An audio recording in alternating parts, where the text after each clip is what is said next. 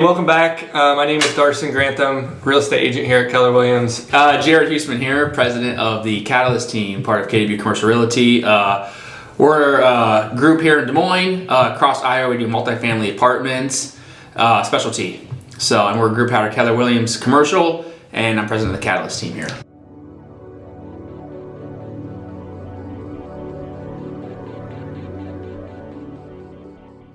And so we do this podcast video every week, try to every week, and our intent of it is just to educate people on our knowledge, our insight of what the market is telling us, what we're seeing from the market. Both of us talk to at least 100 people a week, whether it's investors or prospective investors or owners. So we don't know everything, but we try to get a broad scope on what people are thinking. And so, yeah, go ahead. And not only that, but we also bring perspective of ownership as well. We both own property, so any advice we give on this isn't, of course, consult your attorneys and professionals, whether it is accounting, but we give our perspective as well as owners and as agents in the market who see a lot of deals, but also as ownership as well. So we give you the cold hard truth facts. We're not going to pitch you on book theory and all these different classes. We're going to tell you what's actually happening in the market from an agent perspective as well as an ownership perspective. Yep. And I mean, just for perspective, I'll toot Jared's horn a little bit. I mean, he's been growing massively over the last year or so. Specifically, I think it was last year 15 million is what he grossed, or roughly. Last year we did about 15 million of apartment sales. We had about 12.5% market share, I think. 18% market share, number of transactions transacted in Des Moines, Iowa here. We're growing across the state. This year we're looking at least 200-300% growth. Yep. So his clientele is just slightly different than my clientele. And so I've kind of done what he's doing on the commercial side. I've done that as a residential, small multifamily agent of just helping people figure out what investment properties, maybe first, second, third ones look like, depending on how big people want to grow. Last year I did $12 million gross sales and hired a couple assistants. And so this year plan to I'll probably shoot for around 20 million. And what are your goals this year? Yeah, we're going to do probably 30 to 45 million this year in sales volume here. Obviously our transactions are a little bit bigger and more apartments, but I think this is why anybody here should be listening and watching the show, is because we're going to give you the starter investor to buying a house duplex. And then as you grow with Darson and his team as well, you're eventually going to start moving into multifamily apartment. That typically is the process of investors. And then, some people grow beyond investment in multifamily into commercial ownership of commercial assets or development as well. So, yep. If you watch this podcast, you're going to this is great for anybody that's either starting off investing or anybody who has grown to the next level of multifamily in terms of ownership of, hundreds of units at a time to thousands of units at a time. And we try to bring the perspective anywhere so you can grow your business and ultimately grow your net worth, your wealth, your passive income, your freedom. That's why I'm doing it. Yeah. Everything you need to grow to ultimately hit your goals. Yeah. Yep. And we haven't really talked about that on this podcast or the video cast of why we're doing it, why you should listen to us. And if you shouldn't, fine, that you don't need to. I know we all listen to podcasts where we don't really know the credentials of the people that are talking, but I thought I'd share that just because I feel like it does some justice based on the number of people who do less than that much volume and give insight and advice on things that maybe aren't so qualified. We will not be giving advice on things that we have not either experienced or live in every day. This actually ties really well, Darson, into a conversation me and a client were having just yesterday, actually. We were talking about what he wants to do, and I'll give you some backstory. This is a very wealthy gentleman, and he mentioned he might pay off his personal house at 2.75 interest rate, right?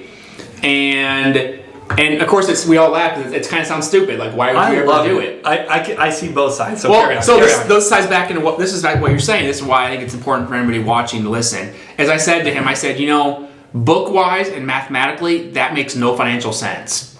But from psychology of money, from an ownership standpoint, I get it. And I understand why you'd want to do that. And I'm never going to say that's right or wrong.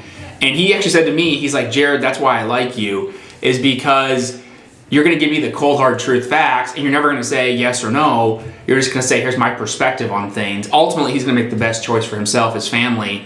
And what we started talking about there was when you get advisors, agents like us, other owners, other friends in this business, one thing I've noticed is you'll never find someone who's doing the same thing you're doing or more who actually will tell you this is exactly what you need to do.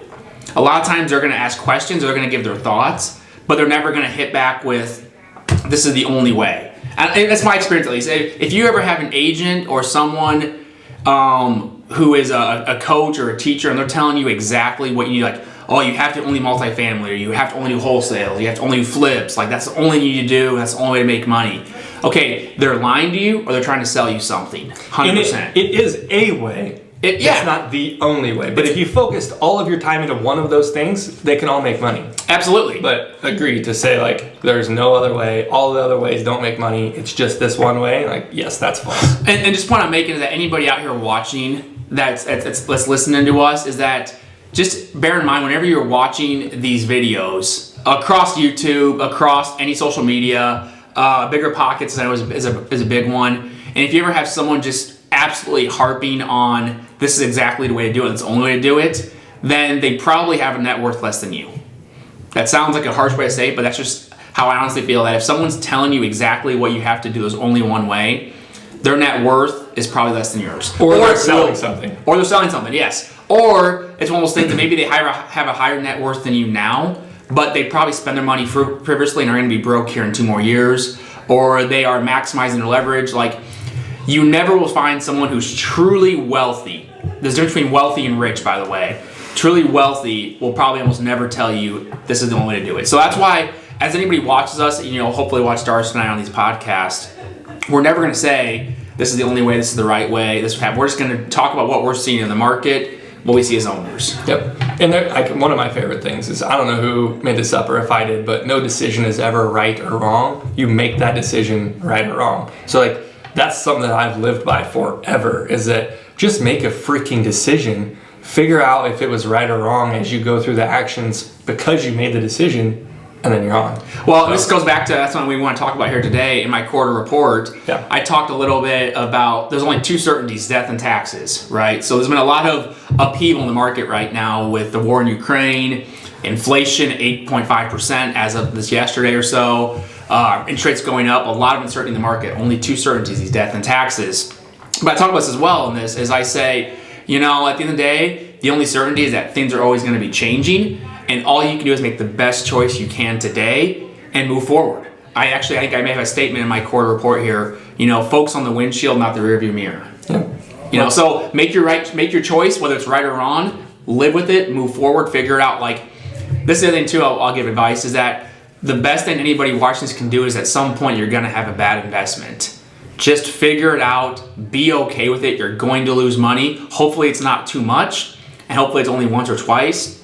But again, focus on moving forward, focus on the windshield, and again, just keep making the choice. But no choice is going to be right or wrong in that moment. I love what you just said. You just got to kind of figure it out as you go forward. Yep. So one of the things I went to Jared and asked him if we could do on this video or this episode was go over his quarterly report. So the Katalyst team, Jared's team, they put together a quarterly report that gives market data, insight, statistics, mostly on commercial, so your larger commercial products. It gives you perspective of what the big dogs are really seeing in the market. And one of the things we know is, as investors, when you're just starting out, you don't want to just listen to people that are just starting out. You want to listen to people who are a step or 2 or 3 or 4 above you, because that's where you're going. And so if you're just listening out to, how to buy your first property, it can be good for a period of time. But knowing what the very professional folks are doing is a key data point that you need to be paying attention to. So in our core report, we like to do the local market and then tie it back to the state and then tie it back to the national. To give a perspective of how we look at the Iowa market, we always talk about the Iowa leading indicators. So we found that in studies there's about 8 indicators that can usually lead to either a growing economy or a negative economy, and anything over 100 signals and shows growth. So right now for the Iowa economy, I looked at the Iowa leading indicators. we're showing as of January and February about 110. So we're showing all signs towards growth. And you always have to look back 3 to 6 months to see what's that trajectory. And overall speaking, we're going well. So not just is Des Moines doing really well for apartments, but the whole state's doing well. Ag is up right now, farmland's up, building permits are up, fuel prices are up, labor's up, etc. So the state of Iowa is doing really well. So one of the things I always love to compare that to is like what places are doing poorly, because it feels like everything is up. You know what I mean? Even though they say we're in kind of in a recession and things aren't going that well, I've yet to feel a down of, I mean, any state really that's down. So I just want to put it in perspective. Yeah, so one thing that is down that actually contributed negatively to the Iowa economy and the overall economy we talked about last week is the yield curve. Interest rates, yields are up right now, prices are up. Why we discussed this last week, are foreclosures forthcoming? Is there a recession? The answer is, based on the stats, no. Yeah, well, I mean, we will continue to monitor it. I'm not going to close my eyes to the option that foreclosures could come. Right.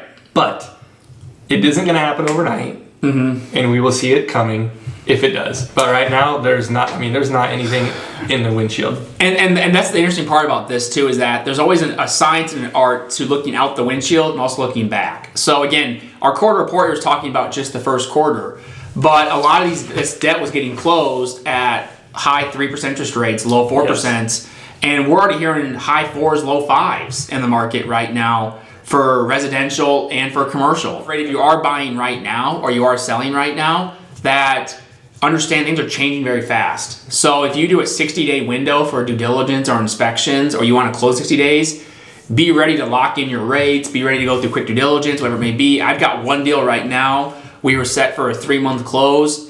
We're already pushing up to probably 2 months because the buyer's just like, I'm ready to go. Let's get this thing done before rates go up too much. Deal looks solid. So what we're seeing is what's happened here. But for anybody out there watching, if you are currently a seller or a buyer, understand things are changing very fast, and have a conversation with your accountant, your attorney, your agent, your lender, whatever it may be, to understand that you might need to either change the deal. And this goes on both sides of the equation, sellers and buyers. Like as a buyer, you might say, hey, look, I was buying this at a 6 cap rate, but my rate now is 4.5, 4.7. I need to retrade on this deal a little bit. And it sucks. I get it. And maybe you don't get it, but you need to understand. Don't get the deal. Yeah, we don't get the deal. Maybe you lose the deal because, Yeah, but understand this though. This is something I think investors need to watch, to listen, especially where we're at now in a changing market, is I've had some investors over the years, I know at least one I think of specifically, he was buying a deal in the middle of COVID. And he bought the deal 2 weeks after we shut down in COVID. And I asked him, I said, why'd you buy that deal? He said, well, I was afraid of losing my earnest money. And he has a substantial amount of money up. He has lost more money than he ever would have lost in earnest money because he did the deal. Not where I thought that story was going. Yeah, no, this is the thing. He was so afraid of losing earnest money that he has actually lost more money because of it. If you're a seller and you're on the fence about selling and you're trying to get that top rate and, you know, someone comes back and tries to retrade and you don't want to do it, like, then that's your prerogative to just say, I'll just keep the property. Right. You need the, like, in real estate, in business in general, the power to walk away wins deals. Yep. Like, I can't even count how many times I've seen it in real estate where someone's like, okay, if you don't want my numbers, I'll walk away. And the other people just come crawling back.